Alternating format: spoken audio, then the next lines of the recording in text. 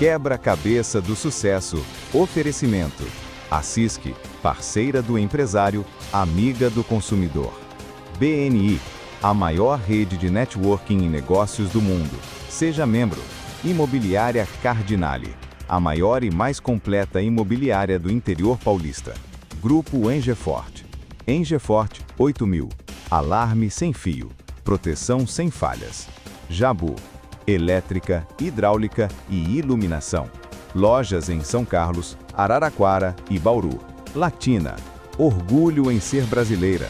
Mais de 30 anos de mercado. Seu momento. Nosso Eletro. E Elden. Gestão de marketing e vendas. 15 anos acelerando o crescimento de empresas.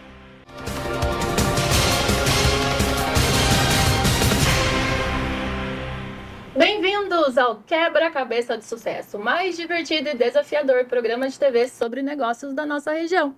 Eu sou a Alessandra Paulilo e hoje eu vou conduzir aqui um bate-papo leve e divertido, com informações relevantes, para que você também consiga montar o seu quebra-cabeça de sucesso. E o tema do episódio de hoje, a demanda crescente no mercado de cookies. O mercado de cookies no Brasil teve um aumento de mais de 8% em volume produzido e 11% no faturamento em 2025 comparado a 2024. E os cookies representam quase 2% do volume total de biscoitos vendidos no Brasil, que se mantém como o quarto maior mercado de biscoitos do mundo. Mas antes de apresentar o meu convidado, eu vou passar recados importantes dos nossos patrocinadores, que também são empresas de sucesso. A Jabu Elétrica e Hidráulica é uma empresa com uma trajetória incrível de quase 40 anos de mercado. Eles são especialistas em revender materiais elétricos e hidráulicos de alta qualidade que agregam valor à sua obra. Com uma ampla variedade de soluções, a Jabu ajuda a garantir eficiência e durabilidade nos seus projetos. Se você está procurando por materiais de qualidade para sua construção, a Jabu é a escolha certa.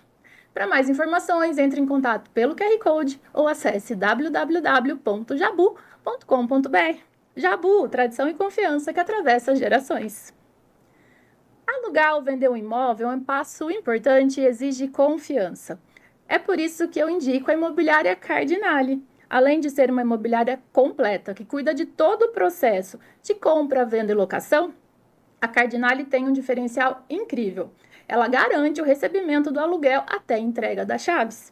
Isso significa muito mais tranquilidade para quem aluga e segurança para quem está alugando. Escolha pelo atendimento de qualidade e experiência de quem está há décadas no mercado. Você já conhece o BNI?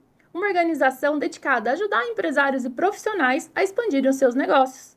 E o resultado é comprovado por números. Nos últimos 12 meses, o BNI Brasil gerou 2,5 bilhões de reais em negócios para os seus membros. Junte-se aos quase 350 mil empresários BNI no mundo e sinta a diferença de quem está dentro e quem está fora de uma equipe BNI. Quem está dentro cria, se desenvolve e aumenta o seu faturamento. Já quem está fora assiste o crescimento de quem está dentro. E você, de que lado prefere estar? Entre em contato www.bnbrasil.com.br. E agora chegou o momento de apresentar o meu convidado. Nascido em São Paulo, ele é formado em design pelo Mackenzie. Trabalhou como web design, deu aulas, foi tatuador até empreender. Casado com a Paula, pai do João e da Betina, ele é um dos proprietários da Kanzu Cookies e Café. Meu convidado é Ricardo Veneziani. Seja muito bem-vindo. Obrigado pelo convite. Nossa, eu sou apaixonada pelos cookies. Meu filho é apaixonado pelos cookies. Então, gente, ele trouxe uma sacolinha de cookies na hora que ele chegou. Depois eu vou mostrar para vocês. Então, você é nascido em São Paulo, mas teve uma infância um pouco lá, um pouco aqui em São Carlos? Na verdade, meu pai é daqui de São Carlos. Então, ele foi para lá, conheceu minha mãe. E aí, eles tiveram a minha surpresa, né? A minha vinda. Em São Paulo? Nada planejado em São Paulo. E 2 anos e meio depois, a minha irmã nasceu. E aí, a circunstância trouxe a gente de volta para cá. Eu cheguei aqui, eu acho que eu já estava com uns 4 anos, alguma coisa, 4, 5 anos. Então você praticamente nem tem lembrança de São Paulo? Desse período, nada. Mas assim, não é, a minha relação com São Paulo é muito, assim, ela deu uma parada nos últimos 2 anos, assim. Mas a gente tem família inteira lá, né? boa parte da minha família tá lá. Então a gente veio pra cá, com uns 4 anos de idade, fiquei aqui até os 18. Aí voltei pra fazer a faculdade, enfim. E aí, quando a gente fala da sua infância aqui em São Carlos, o que que você lembra aqui já? Então, a praça, inclusive, é uma grande memória, assim, que eu tenho. Eu cresci bastante ali. A gente meio que viu São Carlos desabrochar também. Porque acho que a USP foi um big deal mesmo em São Carlos, né? O seu avô morava na Praça da 15, Meu né? avô morou na Praça da 15. Então a praça era quase o quintal da casa do Tinha o vô, quintal assim. da casa do vô e o quintal. Eu morei com meu avô um tempão, várias vezes, assim. Então, São Carlos esse centrinho de São Carlos, pra mim, é a cidade inteira, assim. Aham. Por mais que ela seja muito maior, tem muito mais bairros hoje em dia, esse centrinho é minha casa, assim. Então, ali, da Santa Casa até aqui perto, é muito familiar pra mim, assim. E aí, na adolescência, você chegava a pensar em alguma profissão já? Você foi escolher mais na época do vestibular? Você sonhava em ser algo? Ah, eu sempre desenhei. Passei minha vida inteira desenhando. Então, assim, a minha mãe e meu pai me estimularam bastante em termos de desenhar e ser artístico, no sentido de, tipo, eu fui fazer. Eu lembro, essa é uma memória bem antiga. Eu fiz um cursinho de argila ali no que era o CDCC, sabe? Eu ia lá debaixo de chuva e tudo mais. Ninguém se interessava por isso, eu ia lá. De fazer escultura? Escultura e pintura e desenho e tudo mais. Então, eu sempre desenhei. Chegou nessa época, 15, 16 anos, que o pessoal, não, que tal, você pensava numa vida aí, tipo, rolou aquele assunto assim, que tal arquitetura? Eu prestei arquitetura e eu não passei. Aqui na USP. Mas eu tentei design. E tinha um vizinho meu que já estava fazendo na Unesp. Eu não tentei o Unesp, acho. Não, tentei. Tentei o Unesp, também não passei. Aí eu fui passar no Mackenzie. Mas o design era uma profissão nova nessa época, não era muito conhecida, ou já era? Ele Não, tava... não estou te chamando de velho. Não, não, nem pensei. Não que seja uma mentira. Mas a questão é que eu acho que ele estava em transformação muito forte, porque isso foi em 94, 95, a gente tem entrada de internet, né, na nossa vida, e tudo muito, os processos começaram a ficar mais rápidos. Então, eu acho que o design de programação visual, com revista e tudo mais, ele era de um jeito e ele estava se transformando ali. Totalmente. Então, entrou Photoshop, Illustrator e tudo mais. E tinha a questão de design de produto que não me interessava. E é um vacilo. Eu aconselharia todo mundo a fazer design de projeto e produto, e não programação visual. Nossa, eu tive essa matéria. Eu sou engenheira de produção pela UFSCar e uma das optativas que eu fiz foi essa. E engenharia de produção é animal, eu adoro. Hoje em dia eu olho assim. Então, meus pais me deixaram muito livres para escolher algum tipo de profissão que se adequasse ao meu perfil. E eu fui para São Paulo nessa, assim. Fui lá. Não era muito. Eu nem pensava em ir embora de São Carlos. Muita gente fala, com 17 anos eu vou sumir daqui. Não tinha nem muito motivo para eu ir embora. Porque tava tudo aqui. E é tudo muito mais fácil. Mas eu também tinha aquele gosto de tipo, que tal a gente ir? Tal. E um monte de amigo meu foi para Bauru. E São Paulo também, outras cidades. Foi legal. E aí chegou no Mackenzie, começou a graduação, é isso que eu Mas a queria graduação... mesmo, ou tô em dúvida ainda? Não, no primeiro ano eu pensei, isso aqui não é exatamente o que eu imaginava que era uma faculdade, porque era muito de fazer coisas, muito crafts, assim. E eu sou muito intuitivo. Então eu vou fazendo as coisas mais ou menos na intuição e eu fui me dando a liberdade de fazer o que eu achava. Então eu fazia muita história em quadrinho, ficava muito com desenho animado, sempre gostei muito de desenho e animação. Cinema, áudio. Então, com 16 anos, 16, 17 anos, tive banda aqui em São Carlos, que foi uma coisa que depois de muitos anos eu fui dar valor. No sentido de, a gente fazia uma correria, sabe? Onde a gente vai tocar? Com quem a gente vai tocar? Como é que vai ser? E aí quando foi pra São Paulo, acabou a banda Acabou a também. banda, imagina. Não, foi até os 19. Então eu cheguei a tocar com o pessoal até uns 19 anos, mas ficou nisso. Então me deixei seguir nesse caminho de designer e tudo mais, e no meio da faculdade eu fui sacando que o meu negócio era realmente audiovisual. Então eu gostava bastante de animação, como eu disse, e ilustração. E eu acabei ficando nisso, assim. Acabei trabalhando bastante com web design no começo Então, mas daí quando você se forma, é fácil arrumar emprego nessa profissão? Era uma área que estava contratando? Foi difícil? Como é que foi essa entrada no mercado? Na época, tinha eu não sei se você se lembra, mas eram muitos produtos o tempo todo. Então o Photoshop já estava, mas, por exemplo, na faculdade era muito divulgado a questão de você saber qual era o draw. E eu achava, assim, se soltar um palavrão, vocês me desculpem. Eu sou muito boca... Manda um golfinho. A gente põe lá o pé. Barulho de golfinho. E aí, eu achava muito ruim o Corel. E apareceu o Illustrator, aí na faculdade, no último ano, entrou Freehand e algumas outras coisas. Teve muito workshop e eu participava deles. Mas apareceu uma ferramenta específica que mudou para mim, que foi o Flash. E o Flash fazia pequenas animações, e entrou muito uma questão de motion, de design e de poder pôr as minhas ilustrações ali para rodar com áudio e tal. E eu falei, puta, é isso. E eu comecei a estudar mais em casa. Então, assim, não era algo que tinha na faculdade. Eu percebi que era uma demanda de mercado. Ninguém estava muito afim daquilo e talvez tivesse com foco em outros lugares. Eu não sei. Mas eu falei assim, é isso aqui que eu vou fazer. E eu fiz e eu fui trabalhar de verdade na minha área no último ano. Eu fui trabalhar com o Ivan, não sei nem onde ele está hoje em dia, mas o Ivan tinha uma agência de publicidade pequena e ele me deu uma chance ali. E Lá em São Paulo? lá em Em São Paulo, Paulo? em São Paulo. Fiquei trabalhando com ele na agência, fazendo pequenos websites. Foi por causa do Flash que eu consegui entrar no mercado de forma, não digo fácil, mas foi uma das chaves que me deu acesso à vida profissional. E aí você ficou nessa agência até que momento? Eu fiquei durante um ano e pouquinho, mas assim, eu acho que os jovens não mudam muito, né? Então você se forma e você acha que o mundo deve você algumas coisas. Então eu queria ganhar mais dinheiro e tudo mais, e você vai se parametrando ali pelos seus amigos e tudo mais. Então eu lembro que eu entrei ganhando R$ 400, alguma coisa assim. No final daquele ano ele já tava me pagando uns R$ 900, alguma coisa dessa ordem, mas eu queria mais. E aí eu tenho uma história legal. Se der tempo pra contar essa história, foi boa. Porque as coisas funcionam. Essa história vai ilustrar como elas acontecem pra mim. É desse jeito, ok? Eu tava lá com ele, tava trabalhando com o Ivan, mas e eu queria um outro emprego porque eu queria ganhar mais, porque eu achava que eu merecia mais. Ok. Então eu não tava focado no trabalho, tava focado no dinheiro. E tudo bem. E aí eu falei assim, preciso mandar um currículo para outras empresas, porque eu quero crescer de algum jeito. E eu comecei a mandar currículo através dos sites das empresas. E aí eu entrei no Estadão, entrei na Folha, fui entrando nos sites. E aí eu cliquei num link ali e mandei, eu falei assim, olha, meu nome é Ricardo, eu sou designer, estou formado com isso, tal, tal, tal, meu currículo está aqui. Se for para você, ótimo, gostaria de uma entrevista. Se não, por favor, me redirecione para alguém, para poder conversar. Aí deu 2 dias. Recebi um retorno. Falei assim, Ricardo, tudo bem, tudo ótimo, legal. Seu currículo tá aqui comigo, mas eu tô te passando o e-mail da Sandra.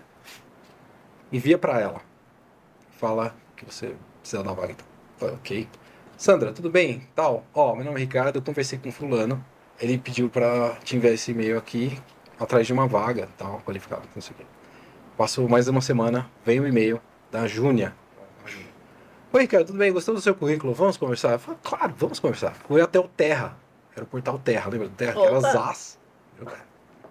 Oi, Ricardo, tudo bem? Tal, isso aqui, esse aqui, seu currículo, o trabalho é esse, tem plantão, isso, aquilo, outro, seu salário 1.500, alguma coisa, e benefícios. Eu falei, Uau! agora, dobrei o meu salário. Agora... E benefícios?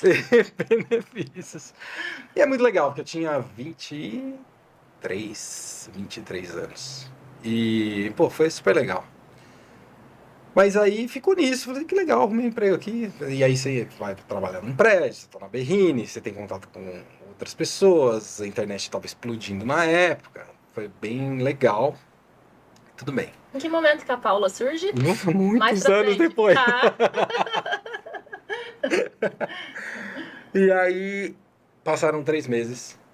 E aí a Júnia veio falar, ei, cara, tudo bem? Tá gostando do trabalho? Eu falei, tá, tô gostando. Aí o pessoal, legal demais, tal, não sei o quê. E de onde você conhece a Sandra? Eu falei, Sandra quem? Sandra tal. Eu falei, não conhece a Sandra. Tal. E aí eu fui sentar na mesa e eu descobri que foi isso. Eu mandei um e-mail pra um cara que era amigo da Sandra, a Sandra achou que era amigo do cara, entendeu? E aí criou uma Você foi cadeia. contratado por networking sem ter networking com Sem aquelas ter pessoas. zero networking. Mas acontece porque as coisas acontecem. Não, eu acho que é muito por você se mexer. É isso. Se movimenta, vai conseguir. Acredito muito Era nisso. só por essa história. Não, mas eu acredito muito nisso também. Vai correr atrás, né? E aí, depois do Terra, terra, aí eu... Porque, gente, até chegar na Kanzu, Vai. então eu vou acelerar, senão no episódio a gente não chega lá. Mas É isso assim, aí. você deu aula, teve uma época que você foi tatuador. Eu fui pra Florianópolis, eu saí do terra pra Florianópolis, assim... A gente pode até entrar numa questão mais profunda, assim, sobre você ser ingrato pelas coisas que chegam até você. Pode chegar nisso, e eu acho que tem a ver com amadurecimento, ok? Mas a questão era essa. Quando eu percebi que você era mais alguém dentro de uma empresa muito grande, porque acontece, é isso mesmo. Eu falei assim, não dá pra ficar aqui. Eu não vou conseguir ficar aqui porque eu não vou pra lugar nenhum. E você tá com pressa. Eu não sei nem por que você tá com pressa com 25 anos, entendeu? Mas nessa época não passava na tua cabeça empreender ainda. Não, foi na volta de Florianópolis, porque eu fui para Florianópolis, fui trabalhar com e-learning, que tinha muito a ver com o que eu já fazia, e ali eu fui mais ilustrador também e animador. Tentei fazer alguma coisa de dar aula, de estudar, fazer mestrado e doutorado, mais para dar aula. Também não era a minha. Eu falei assim, acho que não é isso aqui. Dar aula é legal, mas pô, que carreira Passei maluca. por isso também. Então, Isso não. também. E aí, volto para São Paulo, fui trabalhar numa gráfica, muito qualquer coisa, era uma loucura. Fiquei lá por alguns anos e aí apareceu o Orkut. Do Orkut eu consegui mais ou menos a mesma história com e-mail. Mandei pra uma pessoa lá, a pessoa falou, não, beleza, vem cá, vamos conversar. Falei, ó, preciso de animador aqui. E era no IG, que era outro portal. Eu já tinha conhecimento do Terra e tal, ajudou. Nossa, e olha que eu te chamei de velho no começo. E olha onde você tá passando, né? Eu não Tem ligo muita muito. gente que nem sabe mais o que era o Terra, o IG, Orkut. Orkut, maravilhoso Orkut, saudades, tem muita saudade do Orkut. E aí, no IG eu trabalhei com amigos, eu tenho amigos até hoje da época do IG. No IG surgiu a primeira fagulha de querer fazer alguma coisa, porque aí eu comecei a querer fazer freela. E freela de ilustração, e aí tinha o Rentes, que é um amigão meu, ele falou assim, por que você não manda lá para esse pessoal aqui umas ilustrações? Falar que você está disponível, a gente tem no IG era muito várzea, assim, a gente trabalhava, porque assim... E eu comecei a fazer freela para isso. E a única coisa que eu queria fazer com o dinheiro do freela era comprar moto. Mas ali eu entendi que eu poderia ser dono de algo meu sem precisar ficar dependendo de ninguém.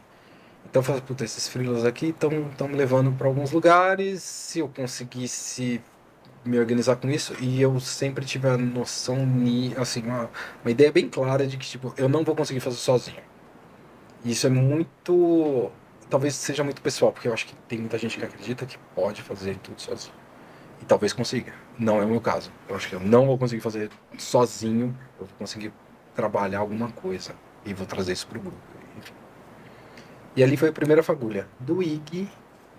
O que aconteceu com o IG depois? Aí veio a Paula já. Não! Tô torcendo pra história de amor já. Do IG eu fui pra uma agência, uma produtora, que é a Mixer. Foi muito legal. Eu trabalhei só com animação, produção, desenho animado. Consegui viajar pro Canadá para conversar com as pessoas e entender as empresas e os métodos. Eu já tava com uns 29 anos, foi muito bom. Não deu certo. Daí de lá eu fui pra Ogilvy, que é uma agência de publicidade gigante em São Paulo. Foi céu e inferno todos os dias durante 2 anos e pouco. Em que sentido? Todos os sentidos possíveis. Desculpa aqui. Todos os sentidos possíveis. Era um trabalho que me pagava bem, tinham muitas pessoas legais. O tipo do trabalho não era legal. E O que é o tipo de um trabalho? eu era ilustrador. Então o trabalho era muito assim, a demanda do dia e a demanda e eu não tinha cabeça, eu não tinha perfil ali para trabalhar em agência. A verdade é essa. Então, para trabalhar em agência, você tem que estar aberto a mudanças a cada período. É isso. E é a natureza da coisa. E eu não entendi essas questões de natureza, porque tem muito uma parte artística, né? Uhum. Em cada um. Então, você pode ser Eles bom. querem transformar a arte em apertar parafuso, né? Não, então, mas... Tem que fazer. Então, tem que isso é a agência. Assim, E cada vez mais, né? Velocidade. então, e no momento que eu tava lá, eu não consegui entender isso. Então, eu fiquei com raiva daquele momento ali. Mas foi ali deu basta pra mim. Eu falei, eu não consigo mais lidar com isso aqui. E aí que eu resolvi vir embora pra São Carlos. Eu falei assim, eu preciso dar uns 2 passos pra trás. Mas pra você veio entender. pra cá sem nada em mente ainda. Voltei, nada. Aí eu ainda saí saíram comigo, né, da Ogilvy em abril de 2010. E aí eu fiquei esse tempo todo tatuando. Aí eu aprendi a tatuar, aí eu fui ser artista, assim, pra mim. Sei lá, vou pintar, vou desenhar, eu fiz quadro, fiz um monte de coisa legal. Fui tatuar. E voltei pra São Carlos e falei, vou ser tatuador em São Carlos por um tempo aí, vamos ver o que vira. Aí a Paula marcou pra fazer uma tatuagem. Não. Mas foi aí. Depois eu cheguei aqui em janeiro de 2011. Eu conheci a Paula em maio de 2011. Gente, por que eu tô chegando na Paula? É Porque importante. é super. Além de ser, né, a mulher ali no negócio junto, quando vocês casaram, já pulei, tá? Pra gente chegar no casu. Quando vocês casaram, vocês vão passar a lua de mel em Nova York e conhecem um cookie que vocês se apaixonaram. É mais ou menos isso? Tipo isso, porque a gente gosta de comer bastante, mas foi um amigo meu que me deu a dica do roteiro de Nova York. E no roteiro tava tal do Levain Bakery, que a gente tinha que passar lá, enfim, super bem avaliada. Eu falei assim, puta, a gente já veio aqui pra comer, vamos comer. A gente passou lá, eu adoro doce. Não qualquer doce, mas doce. E a gente chegou a uma portinha minúscula, eu não sei nem como é que tá hoje em dia, mas ela fica debaixo de um prédio, sabe? Super Nova York, assim. E a gente entrou, compramos ali 2 cookies gigantescos, aí pegamos café e a gente saiu. Falei, vamos comendo. Chegou no meio do quarteirão, falou, não, pode voltar, que a gente precisa comprar mais uns 2, porque isso aqui é muito bom. Ela falou, putz, não, a gente acabou voltando, compramos mais 2 e marcamos de voltar antes de voltar pro Brasil. E aí voltamos lá, compramos mais 2 cookies daquele e é isso aí. Marcou a ideia. Foi uma experiência muito legal. Que levou a gente. Quer dizer, que me levou a querer fazer cookie, na verdade. Porque. Mas era um cookie no começo pra vocês comerem só. Lógico, ainda não tinha ideia nenhuma de produção. Era, ai, que Não. saudade daquele cookie de Nova York, vamos tentar fazer. Foi bem isso, porque. Eu nem contei isso pra você, mas. Quando eu conheci a Paula, como eu te disse, em maio. Sei lá, quando foi setembro daquele ano, eu virei pra ela e falei assim, a gente devia montar um negócio junto. E a gente tava, tipo, há pouco...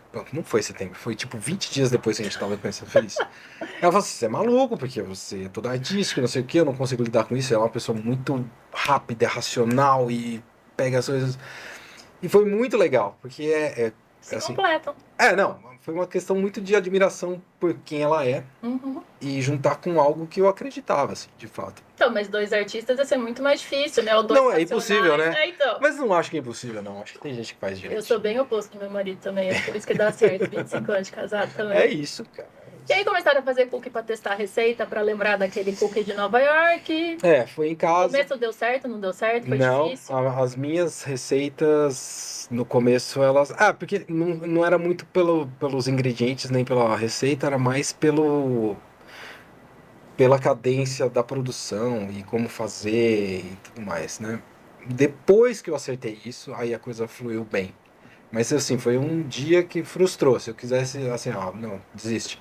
Mas eu não queria desistir, sabe? Mas quanto tempo Queria muito comer. demorou de tentar fazer o cookie e chegar num cookie gostoso, assim? Não. Acertei. Meses? Não, foi 2 dias.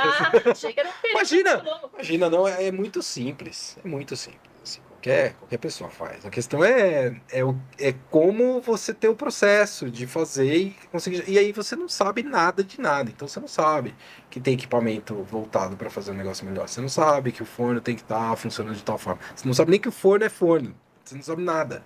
E você vai fazendo. Em que momento que vocês entenderam que aquilo podia ser um negócio? Foi que eu tinha sacado, mas foi numa conversa de noite, com uma baladinha de amigos assim em casa, todo mundo sentado, conversando, alguém levantou a bola de querer vender. E aí ficou, vamos vender, nome, aquela coisa toda, mas quem pegou a ideia foi a Fê, que estava lá em casa também, que aí é outra história. A Fê, irmã da Paula. A Fê, irmã da Paula, minha cunhada, minha sócia, também. São os 3 sócios. Somos. E aí, no dia seguinte dessa baladinha aí, ela falou, vamos vender? Eu falei assim, vamos vender, Fê. Ela falou, como assim? A Paula não estava muito afim da ideia. Acreditando? Não sei, não, acho que ela, mas como? Porque eu não sei te explicar, mas ela não estava tão, mas eu falei, vamos, o que a gente vai perder com isso aí? A gente fez um levantamento rapidinho, tinha tudo em casa, vamos fazer isso. A gente resolveu investir em matéria-prima e embalagem. E essa foi uma coisa legal da história toda, que é não dava para colocar num saquinho com celofane e um adesivo e amarrar com, sabe, um cetimzinho. Não, não era esse o negócio. A gente queria algo diferente. Eu sou muito fã de algumas marcas, duas delas, a Nintendo e a Apple. E as duas trabalham muito com como vender o produto e como é que você tem experiência de pegar o produto e tudo mais. Assim, é isso aqui a gente devia fazer também. Já tinha nome? Tinha, a gente pensou durante muito tempo no nome. Mas Foi a começou a última vender sem coisa. nome. Não, começou a vender como Me Gusta, mas assim, a gente vendeu como Me Gusta porque a gente tinha passado dias pensando. Porque a gente quis montar a caixinha primeiro, e a ilustração e tudo mais, e saber quais os produtos, os sabores que a gente ia vender, e aí saiu o nome. E saiu o nome assim, vai, vamos fazer isso aqui. Era cookies gourmet, porque gourmet acho que tava bem Na moda. na moda na época. A época era de hamburgueria gourmet. E aí apareceu pipoca gourmet, brigadeiro gourmet, apareceu tudo gourmet, mãe gourmet, e até tudo. E a gente começou a vender. A gente foi até o Burger Joint, a gente foi até alguns outros lugares para tentar vender o cookie junto, mas a gente viu que não tava rolando. E aí quem abriu espaço pra gente foi a Nutrimais, que não existe mais também, porque a Fê conhece o pessoal, é amigo do pessoal lá. E eles conseguem, não, deixa aqui o produto. E a gente vendeu por WhatsApp, Facebook e Instagram. O Instagram era novidade em 2011, por mais que isso seja incrível hoje em dia. E não tinha marketplace, não tinha nada disso. E a gente saiu vendendo desse jeito. E como é que surgiu o nome? Me Gusta foi. O Kanzu. Kanzu foi depois. Kanzu foi porque a gente chegou a abrir. A gente abriu a loja em abril de 2015. E aí a gente precisou registrar a marca. Ah, então até ali ainda era o Me Gusta. Foi Me Gusta Cookie Shop que a gente abriu. Foi depois de bater uma cabeça assim, vamos abrir uma loja mesmo. E aí falar, é melhor você criar um nome autêntico, um nome próprio, porque isso aí é parasital, tu tem Me Gusta Palitas Mexicanas, é só procurar, tem um monte de Me Gusta. Então você tira o nome e põe o nome principal. Quem trouxe o nome foi a Fê também. E tem algum significado? Tem. Tá na embalagem. Aquelas leia, só não só Leia a coma. embalagem. Por favor, dá trabalho desenvolver a embalagem. Não, mas tem a ver com. É um acrônimo de uma palavra, de uma frase alemã, que eu acho que é Kansurfeld, alguma coisa assim. E aí é tipo, veio ao mundo, ou com o propósito dele. E eu achei legal. E a gente bateu e falou, beleza, então fica como Kanzu. E a gente ia reformar a loja, no que a gente ia reformar a loja, a gente trocou o nome também. E aí ficou isso, mas a gente ficou como Me Gusta durante 8 meses. Então o Me Gusta começa ali com uma brincadeira em casa, vem uma oportunidade, né? Por isso é importante a gente chegar a oportunidades, tentam parcerias para vender, não rola muito, vou para os canais digitais, WhatsApp, Facebook, Instagram, e aquilo vai tomando um volume. Como é que é isso administrar em casa, no forno de casa, com a batedeira de casa? Já começa a comprar equipamento aí? Não, a gente começou a, assim, como a Fê, nesse período, ela sofreu um acidente e ficou em casa com a gente. Então ela ajudava a organizar, pegar os pedidos. Mas foi curto o período, porque ela logo se recuperou e voltou para São Paulo. Então a gente ficava de olho no Facebook e Instagram. Não tinha WhatsApp?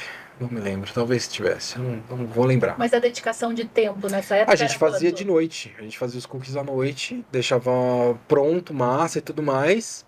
E deixava pronto pro dia seguinte, assim, o pedido que aparecer a gente assa na hora. Então eu trabalhava dando aula e fazendo freela, a Paula trabalhava com a mãe dela no laboratório.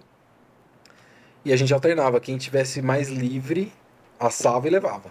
Assava, embalava e levava. E aí tem toda a questão, porque aí eu peguei um forninho elétrico da minha mãe, peguei. Aí a gente usava o forno de casa, depois a gente até usava umas forminhas para conter o cookie, porque tinha o cookie caseiro, né, na sua casa lá, ele não vai chegar na temperatura que precisa.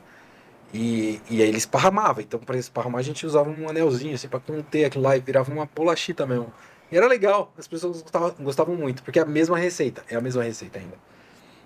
E a gente levava, então muitas vezes falou, Paulo, chegou o pedido tal, são 2 pedidos, esses são sabores tal. E às vezes eu tava no meio da aula. Tava no meio da aula, eu falei, ó, não vai dar pra eu ir. E às vezes ela também não podia ir e tal. Mas também não tinha dia nem hora, assim. Começava às 8 da manhã e parava às 8 da noite, é isso. E aí vocês passaram a não dar conta da demanda e decidir ter o local físico ou não? Primeiro vocês acreditaram no local físico para crescer a demanda? Não, foi... A gente sentiu que, assim, tava andando, mas não tava indo pra algum lugar. Ou seja, assim, entrava dinheiro pra pagar a conta, mas não punha dinheiro no bolso, sabe? As coisas assim. Então você comprava matéria-prima, pagava material e tal e vai pra onde? Então precisava vender mais. Mas não teve um raciocínio lógico sobre, não, se a gente abrir uma loja vai vender mais. É que a gente queria fazer algo a respeito. Eu falei, ó, ou a gente para, ou a gente vai pra frente. E aí eu falei assim, se a gente tiver aqui pra frente, a gente tem que ir lá pra praça. Porque a praça tem um espaço legal, tem evento de fim de semana, a gente trabalha de domingo, pega um dia na semana pra fechar, alguma coisa do tipo, e vamos ver o que que vira. E aí quem pôs a pilha foi uma outra pessoa até. Falou assim, vocês vão perder quanto com isso? Uns 20 pau. 20 pau, tá bom, tamo aí. Barato. Tá barato. E fomos. Em que momento vocês chegaram a, no começo já, sair do emprego de vocês? Ainda administraram por um tempo? O que aconteceu, não, o que aconteceu foi que quando a gente abriu a loja, a gente achou que não ia ser, porque é sempre, tá? A gente não ia acontecer o que aconteceu. Só que assim, a gente 2 dias antes de abrir a loja, depois de ter pago, eu falei assim, gente, o que eu tô fazendo na minha vida, cara? Que maluquice, isso aí vai pra onde? E se não der nada? Aí fazer aquelas contas de padaria, sabe? Eu preciso vender quantos cookies por dia pra pagar as contas e ficar empatado e não ter preju. E 60 cookies, era essa a resposta na época. Então e a gente nunca tinha vendido 60 cookies no dia na história. A gente tinha vendido, já tinha um tanto, acho que a média era tipo 250, 260 cookies na semana. Mas você vê, é muito pouco, né? E foi assim, aí a gente abriu a loja e foi uma loucura, assim. Aí sim, aí largou o emprego, aí dane-se, aí contrata a gente, vai uma doideira. E como é que é a escolha do mix de produto para a loja? Você diz assim, pra gente Os poder... sabores, aí colocaram café, aí foi... É porque você entende que um produto por si só, pelo menos no nosso entendimento, ele não ia sustentar a história toda. Você não dá pra ser assim. E hoje é uma das coisas que a gente tem a gente briga bastante, que é assim, a gente tem os cookies, tem brownie, tem bebidas, café e tudo mais, e os salgados. Salgado é pouco. Então, mas é um negócio assim que pra gente em São Carlos funciona muito. E a gente vê outras franquias de cookies e como eles se desenvolveram durante esses anos, e todo mundo meio que abriu as pernas, vamos pôr assim. E aí pôs salgado, terceirizado e tal, e é uma coisa que a gente não vai fazer. Já tô deixando claro. Não vai acontecer. Então, por quê? Porque a gente acredita que a gente consegue fazer um produto próprio com muito mais qualidade que atenda ao cliente. Então, tem muito mais a ver com o que a gente acredita do que com o business em si. O que pode ser meio bobo, né? Se você Mas parar é que se pensar a longo prazo, vai realmente perdendo a cultura, o propósito de estar ali como cookie, né? Porque também. E aí o Kanzu virou outra coisa. Ele não é uma coisa assim. Tipo, eu não vou lá na loja de cookie. Eu tô indo lá no Kanzu. Por quê? Porque lá ninguém me enche o saco. Eu posso ficar trabalhando aqui em paz. E tem muito disso. E é algo que eu gosto demais. Eu vou pra lá trabalhar. Porque eu trabalho melhor lá. No salão. Eu gosto bastante. Então, se eu preciso entrar na operação, eu entro. Se não, eu vejo até como estão os clientes e tudo mais. Então, o Kanzu, ele oferece muito do produto, mas a gente acredita nos produtos que a gente faz. Terceirizar vai um pouco contra a nossa própria cultura e não diz o que é, entendeu? E a decisão dos sabores que vão estar disponíveis para venda? Imagino que deve ter tido alguns sabores que fizeram, tira de linha, põe na linha, testa, não deu certo, tira, ou é uma tradição os sabores? Não, a gente começou com 6 sabores, alguma coisa assim, porque a gente acabava dobrando os sabores por conta da massa, então massa de chocolate e massa tradicional. E foi trabalhando os recheios. Durante anos a gente trabalhou muitos sabores que não existem mais. Então tinha um que eu gostava muito, que era granola com banana, que eu achava muito legal.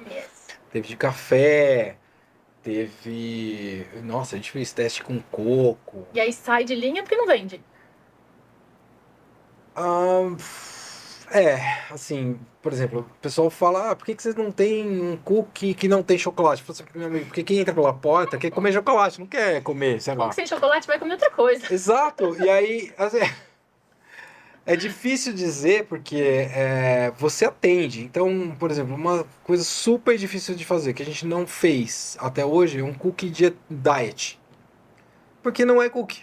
Não é o cookie que a gente vende. É porque o sabor não O fica. sabor nem nada dele, a estrutura dele e tudo mais. Aí ele vai me obrigar a também entrar com outro tipo de aditivo, que também não é o Kanzu. Então, se você for na minha fábrica, qualquer pessoa entrar lá, você não vai achar nada de químico ou de manteiga de raiz duvidosa. Não vai achar isso. É tudo tintim por tintim, como a gente sempre fez.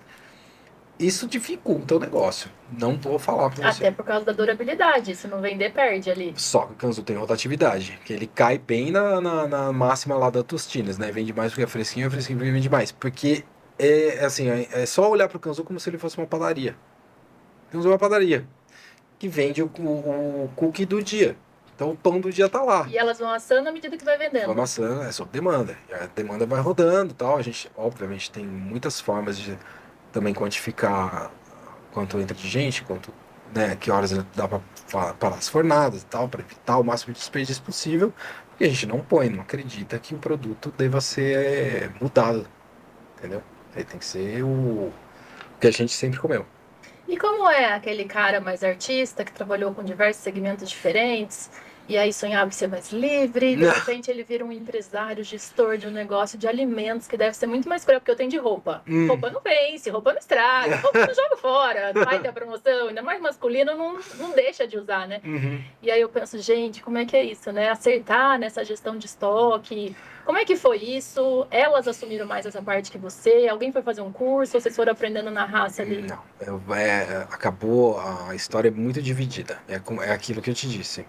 O Kanzu assim, a maior lição de vida que eu pude ter. Ela começa com a questão de ser grato pelas oportunidades que chegam a você. Ela chega com a questão de você admirar as pessoas pelo perfil que elas têm e que você não tem, em vez, não tem muito uma questão de inveja, não tem, né, é ao contrário, assim, você admira, você, "Putz, eu não sei fazer isso", e é bem aquilo. Então ali eu entendi, assim, olha, desde que você desempenhe muito bem o seu propósito dentro do que você está construindo, a coisa desenrola, e é muito isso. Então eu sou zero organizado, mas eu tenho uma questão de inovação, tenho uma questão de networking, tenho a questão de experiência, questão de saber como chegar no cliente, uma questão de gestão de equipe que permeia. E aí eu lido desde do cara que vai lá prestar serviço pra gente até realmente fazer entrevista e tudo mais. Hoje nem tanto mais, né? Tem uma equipe que a gente trabalha bem e consegue lidar com isso, mas hoje eu fico mais focado em. Hoje, nesse último ano, 2025, eu já estou muito mais na questão estratégica mesmo e de desenvolvimento do que enfiar a mão na Esse massa processo. no processo. A gestão ainda continua, não é algo que você pode simplesmente sair e tirar o olho. Não sei nem se eu, não sei nem quando eu vou conseguir fazer isso, se eu vou fazer isso, porque é muito importante para você ver como é que a sua empresa funciona. Em termos de organização, gestão agora de compras, financeira e tudo mais, aí é realmente com a Paula, com a Fê. A Paula é a CEO, vamos pôr assim. Ela que determina quando entra, quando sai. Eu fiquei muito mais com a parte de marketing e operacional. Eu ficar mais com a parte do financeiro, gestão mesmo, da administrativa da coisa toda, RH e tal. Em que momento ali vocês decidem abrir uma loja também no shopping? Isso foi em 2016, acho que foi isso. 2016. A gente Então, um conhecia. ano depois, então? É, Não demorou é. muito. Não fazia sentido não ter outra, né? A gente viu que era um negócio que valia muito a pena, a lojinha, era a lojinha bem pequenininha É um ali. quiosque. E aí a gente abriu o quiosque pra promover. E é um ponto que em São Carlos a gente falou, putz, é um ponto legal. Ele é legal. A gente nunca teve problema de nada no quiosque em São Carlos. É muito bom. A operação é outra. A gente também entendeu como a operação é mais enxuta, como ela tem uma dinâmica diferente. Até o perfil dos funcionários é outro. O perfil de cliente é outro. Quem vai no shopping não vai no Kanzu. Ele vai no shopping. Aí tá de passagem, ele pega. Exatamente. Eu sempre pra viagem, porque o Luiz Felipe pede. Mamãe vai no shopping e traz um cookie. Ninguém vai lá pra trabalhar, ficar ali e tal. Às vezes sim e tal, mas não é um ambiente que você quer fazer isso. Você quer pegar e sair fora. E aí o negócio vai tomando uma forma, vocês vão entendendo aquilo como realmente uma oportunidade real de negócio. E surge outras lojas, né? E agora um processo aí de tentar formatar realmente para um projeto de franquias. O que aconteceu foi que a gente queria expandir e a gente sempre quis rede própria, ao invés de franquia. Então a gente abriu uma loja em São Paulo em 2017, então foi 15, 16, 17. São Paulo minou muitas coisas, tipo, foi uma super de uma lição. A gente demorou um ano para engrenar ali, mas São Paulo ela te abraça, porque assim, o concorrente está na sua porta. Então, se o cara não conseguir no seu, ele vai atravessar a rua e ele vai pegar. E aí tem essas lições. E a gente abriu lá e foi muito feliz. Até o fim do ano passado, que aí o imóvel que a gente ocupava, ele foi vendido. Fazia parte de uma vila ali, que foi vendida para uma incorporadora, e eu saí para procurar outros imóveis.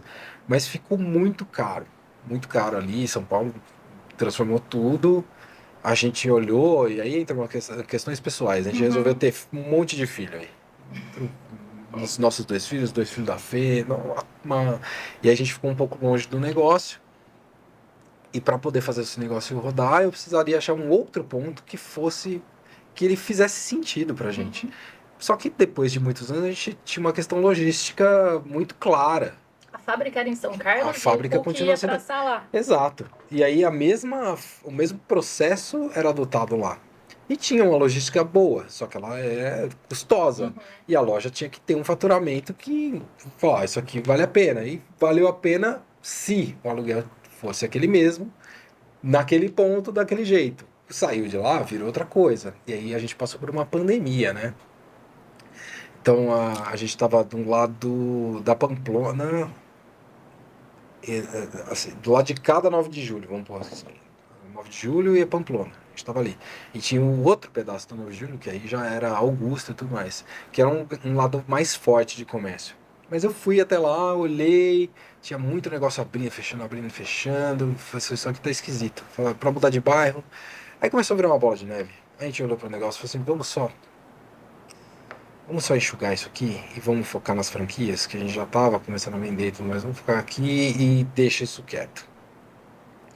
E aí já existia Limeira?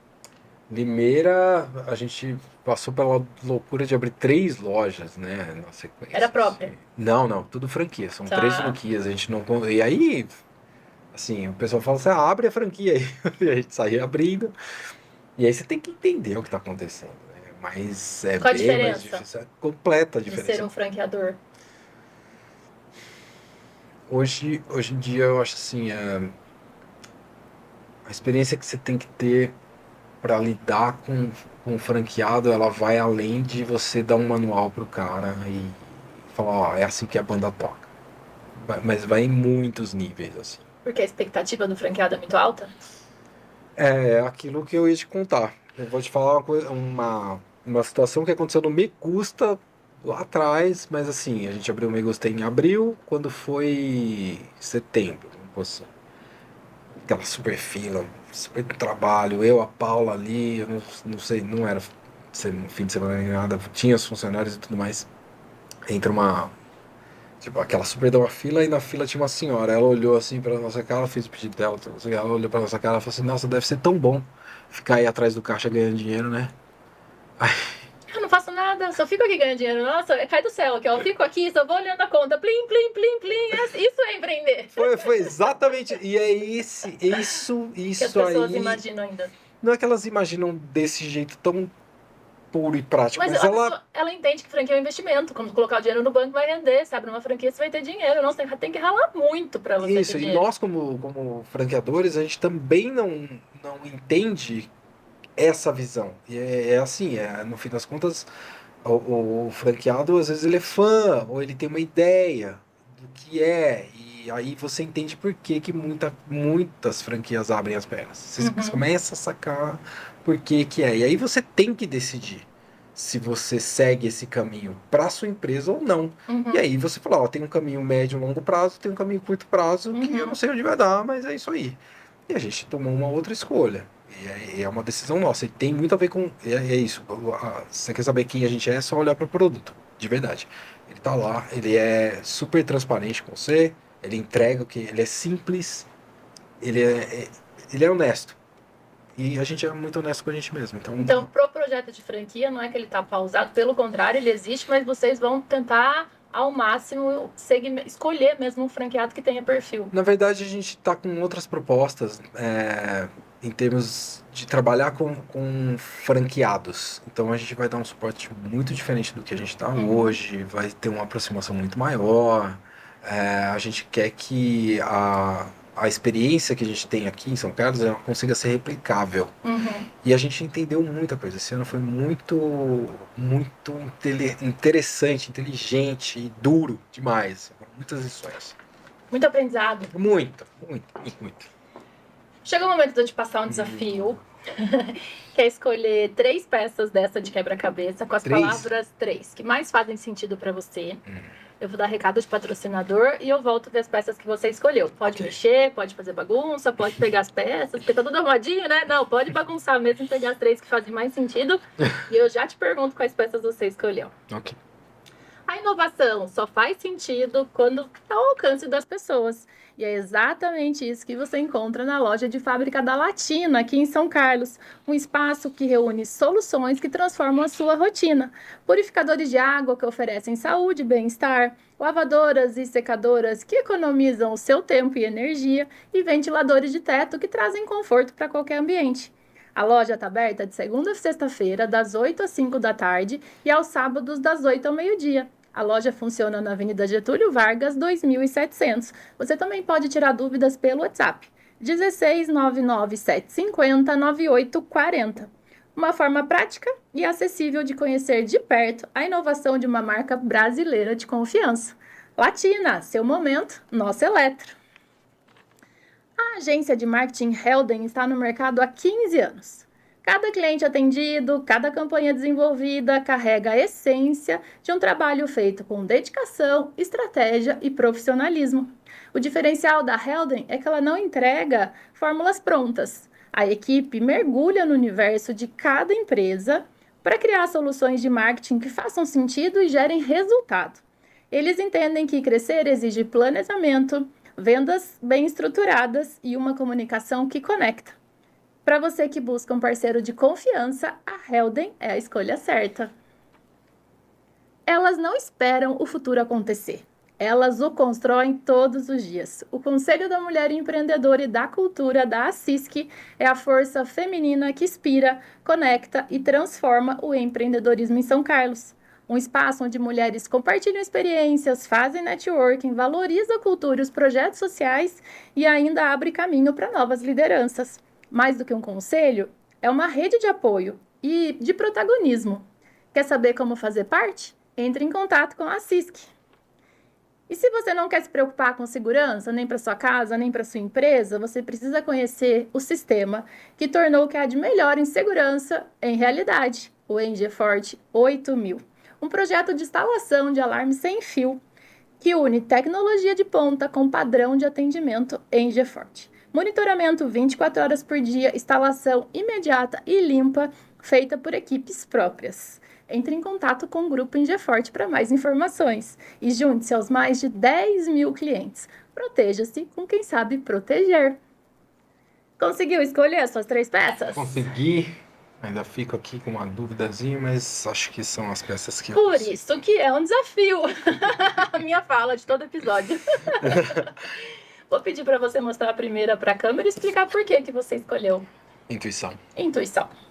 Por que eu escolhi essa aqui? Ela é muito pessoal, essa aqui. Porque é da minha natureza. Eu sigo a minha intuição. Eu escuto muito mais... se não fosse intuição, não teria Kanzu, a verdade é essa. E eu misturaria intuição aqui com admiração, como eu já te falei. Então, acho que se você consegue sacar quem você é... Porque primeira coisa é você se conhecer. você se conheceu, você consegue se posicionar, consegue entender. Se você ouvir a si mesmo para saber se aquilo faz sentido para você,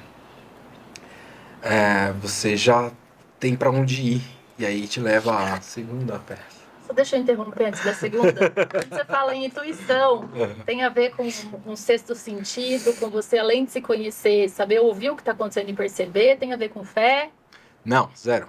Zero. Eu sou uma pessoa completamente assim. O negócio da intuição tem muito mais a ver com autoconhecimento. Tá. Então você entender onde você tá e quem você é e aceitar todas as suas capacidades e limitações, elas são diferenciais para mim. Eu acho que muitos outros empreendedores sabe, eles teriam escolhido qualquer outra coisa assim para exaltar algo de bom entre eles. Eu sei que a minha intuição me levou muito mais longe do que eu achei que eu iria. Então eu dou muito crédito para minha intuição, apesar de saber que ela é como se fosse um furacão, ok? Tipo, eu tô ali, eu vislumbro, eu consigo entender e eu participo, você vai afinando melhor. É muito bruto, né? A Paula te segura um pouco? Quando vem esse furacão, assim? Não, Porque ela é mais centrada, mais racional, você falou. mas ela acredita demais Entendi. na visão. Tá. Então, assim, Ela racionaliza um pouco só. ela limpa, né? Ela limpa Perfeito. toda energia extra que vai se Perfeito. gastar, às vezes corta. Ela não tem muita poda, tem muito um equilíbrio do tipo assim, olha, isso aqui funciona, isso aqui não, mas. Nossa, ela. Vai, vamos, só vai. Fechou. Ela vive falando que eu vivo trazendo trabalho demais pra ela. É isso mesmo. E aí você ia mostrar a segunda peça? E o propósito. A intuição e o propósito pra mim é algo assim. Eu diria que é fundamental, assim. Sem propósito você não vai chegar aonde, assim, talvez você chegue, talvez não. Eu lembro que eu fiz Kung Fu durante muito tempo na vida. E uma das analogias que eles usavam ali é: se você sobe num barco, num rio, sem saber para onde você ir, você vai deixar a água te levar e você vai chegar num X lugar, algo melhor ou pior, ou sei lá. Mas a questão é que você não fez nada a favor daquilo para sua própria jornada. E o propósito para mim é isso. Assim, você tem que. Não que você tenha. Ajuda a ter o propósito. Em que momento que você entendeu a importância do propósito? Tipo, ele também é algo meu, eu só acho que eu fui sacar ele depois de ter vindo embora. Tipo assim, se você não tem um propósito de estar em um lugar, não esteja. Você não tem que ficar lá. E eu não acho que você também deva levar isso tão a ferro e fogo. No sentido assim, olha, não é porque você está num lugar que não tá te mostrando muito bem onde que você. Dane-se. Não. Observa. Por isso que você precisa saber quem você é. Você precisa entender onde você tá e se situar, entendeu? Para aí sim você entender se aquilo faz sentido para você. E aí você criar um propósito ali. Você pode criar um propósito durante a viagem, não tem problema. Entendeu? Uns vão demorar mais, uns vão demorar menos. Não, é assim, eu também não queria estar com 48 anos nesse lugar. Eu queria estar muito maior, melhor, mas a sua viagem é só sua, entendeu? E ainda bem que você encontrou um propósito em algum lugar. Um monte de história legal, sobre um monte de gente. E eu acho que às vezes você faz, antes dos 30, você faz muita força pra fazer coisas que você não faz ideia do que você tá querendo. É isso. E a terceira peça? É família.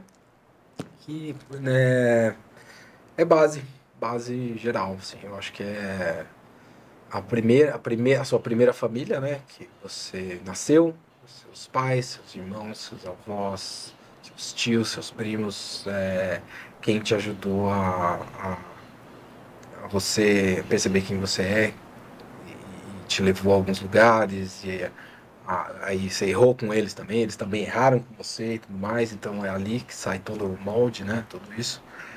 Então essa é a família, e aí se você tiver a oportunidade de construir uma família, nossa, assim, é a melhor coisa que você pode fazer. É algo que te dá eu posso dizer o seguinte, a gente teve o João em 2019, foi incrível, muito legal, mas ainda assim demorou um tempo pra sacar aqui, aquilo e tal, e aí quando isso tudo muda quando eu entro em casa com a minha menininha, com a Betina. E aí mudou. Falei, não, agora isso aqui é exatamente onde eu precisava estar e tudo mais. Aí fez todo um sentido. Muito legal. Então a família pra mim é a base de tudo, é o que amarra tudo, sabe? E aí, para você controlar todo esse estresse, toda essa ansiedade dos negócios e tudo mais, você descarrega tudo em esporte, você ainda faz Kung Fu, academia. Porque você já falou que gosta de comer doce. E você tem um corpo legal. Então quer dizer que você treina pra queimar a caloria do doce em algum lugar, né? Ai, a comida, o que que ela faz na nossa vida? Me explica, porque Ai, assim... pra mim é o paraíso. Pra mim a comida... Eu tava numa nutricionista 3 dias atrás. Sim. E eu tava falando muito, essa comida me dá prazer, a comida é um negócio que eu curto sair pra comer, eu gosto de comer. Tem gente que come por obrigação, porque deu fome, não, eu curto, assim, então eu entendo Então, muito. não, é assim, a comida... de novo, né? Minha família, meus pais me puseram na natação muito cedo e foi super bom. Tem toda uma questão da cultura, acho que até é algo perdido, porque hoje todo mundo ganha medalha. Na minha época só ganhava quem ganhava mesmo, É. sabe? E aí eu sinto falta disso. E isso dá propósito, porque ó, e, e o treino, ele fincou na minha vida, assim. Então, assim, ó, você precisa fazer alguma coisa. A época que eu menos treinei foi na época da faculdade, porque era São Paulo, tudo mais, você vai se deixando, assim. E aí depois, lá com uns 22, que eu me formei e tudo mais, falei, não, isso aqui não dá pra ficar assim. Aí eu voltei a pegar um engate de treino, mas a comida em si, nossa, eu não comia salada até os 22 anos, entendeu? E aí você fala, não dá pra viver assim, cara. E aí você vai começando a se regular. Equilibrar, né? Mas foi um embate, assim, até hoje. Então tem altos e baixos, sabe? E eu como razoavelmente bem hoje em dia, eu acho. E aí fui tirando um monte de coisa. Então fui tirando refrigerante, chocolate mesmo é um troço assim que, ó, se eu pudesse. Tira tudo, mas não tira o cookie. Então, não. E eu como bastante e eu tenho que treinar bastante, na verdade. Tenho que treinar o máximo que eu posso. Não é algo que eu consigo. Eu faço o melhor que dá. Tá ótimo, Tá não é? ótimo. Eu acho que sim. Podia ser um pouquinho mais, mas... A gente já tá para os últimos minutos do programa, mas eu queria entender nesse mercado qual é a importância do marketing mesmo hoje. Funciona mais o boca a boca, da pessoa ir lá provar o cookie e falar, nossa, é fora de série, vai lá experimentar, ou o marketing mesmo nas redes sociais funciona bem para vocês? O marketing pra gente, ele funciona desde que você atinja o seu cliente lá no outro ponto. Eu preciso trazer o cara pro Kanzu em específico. Eu acho que marketing digital ele funciona para mil coisas, mas não funciona muito bem pro nosso ramo. Eu não acho que você vai querer comer um hambúrguer porque você viu uma foto muito louca. Não é por aí. Eu acho que você tem que trazer o cara através de ativação, de o cara ganhar alguma promoção, de ter algum destaque. O influencer pode servir como isso, mas não é porque eu paguei o influencer para falar, olha como o Kanzo é legal, que isso vai dar retorno. Não dá. Foram 2 anos e meio tentando numa direção, vamos por assim, bem comum ao mercado, eu entendo, mas que a gente também precisava entender como fazer esse marketing, e hoje a gente sabe que é muito mais a gente participar de eventos, levar o Kanzo até esse evento, bonificar esses caras, levar um influencer para dizer que tipo de produto a gente está vendendo, inovar os produtos. Então, assim, agora em 2025 a gente já fecha uns projetos para começar já em 2000, assim, finalzinho de 2025, já engrena em 2026, justamente porque a gente entende que o boca a boca é fundamental, mas ele não dá para ser só ele, ainda mais no mundo de hoje. Mas quando você fala inovação, é desenvolvimento de novos produtos? Novos produtos sabores? também estão aí, mas a gente também tem uma questão muito de experiência com o Kanzu, que não dá para ser descartada. É bem aquilo, como eu te disse. A pessoa que entra lá, ela se sente à vontade de falar assim, nossa, ninguém vai me encher o saco aqui. E é muito isso. Então você tem isso. Então como é que você vende isso? Como é que você vende essa experiência por Instagram? Não é o influencer que vai falar, ai que legal aqui. Não é esse cara. Você vai despertar a vontade dele conhecer. É um desafio, é um super de um desafio. Super de um desafio. Aumentou bastante concorrente e tudo mais, mas enfim. Eu acredito no digital para algumas coisas, mas é mais de captação mesmo. E o que você espera pro futuro da Kanzu? Eu já sei do futuro. O que vai acontecer então? Me conta. Não posso contar agora. Espera, Mas- é segredo. Não, oi? E segredo, o que eu espero. Não, tem um tanto de segredo aí. Mas a gente tá com uma expansão mais estruturada agora, tem algumas ideias legais para 2026, 2027. Tem muito a ver com o que o Kanzo é mesmo. É sobre a qualidade, generosidade, transparência, honestidade do produto e do que a gente faz. Então não esperem uma explosão de Kanzu pelo país, não é isso não, mas cada Kanzu que você for, você vai encontrar exatamente o que a gente está vivendo. Quero te agradecer por ter vindo, por ter dividido tanto com a gente, tantas experiências, tantas vivências. O programa ficou curto, 1 hora só, não deu pra gente falar tudo. Não, eu falo demais. A gente vai falar menos. E fica o convite para vocês conhecerem, quem não conhece a Kanzu ainda, quem já conhece lá, comer mais cookies, experimentar os outros produtos que eles oferecem. E eu agradeço vocês que ficaram com a gente até agora e curtiram esse bate-papo. Curtam o Quebra-Cabeça Sucesso nas redes sociais, Facebook, Instagram, TikTok, YouTube e Spotify. E a gente se vê então na próxima peça do nosso Quebra-Cabeça.